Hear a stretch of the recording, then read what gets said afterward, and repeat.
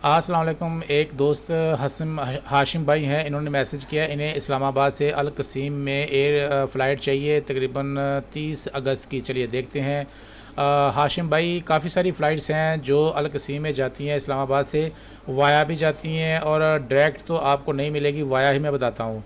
सबसे पहले Saudi airline है, ये देखिए इस्लामाबाद से रियाज जाएगी और रियाज ये 13-14 घंटों का स्टे है। फिर वहाँ से अल कसीम जाएगी और ये 98,000 की तकरीबन आपको मिल जाएगी, 741 की।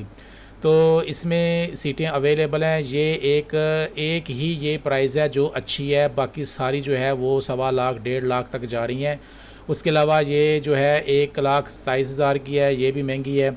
सब 1 लाख एक जो है ये वाया शारजा है, ये 1,13,000 की है। फ़्लाई जना है, इस्लामाबाद से जाएगी शारजा। शारजा पूरे दिन का 24 घंटे का स्टे है, डे नाइट का, और वहाँ से अल कसीम जाएगी, 1,13,000 की है। उसके अलावा जो है सबसे सस्ती आपकी यही है, और ये जाएगी इस्लामाबाद से रियाद, रियाद से कसीम जाएगी, और इसमें सीटें अवेलेबल हैं। मज़ीद आपको कोई इन्फॉर्मेशन चाहिए आप कमेंट करें, मैं आपको ज़रूर बताऊँगा।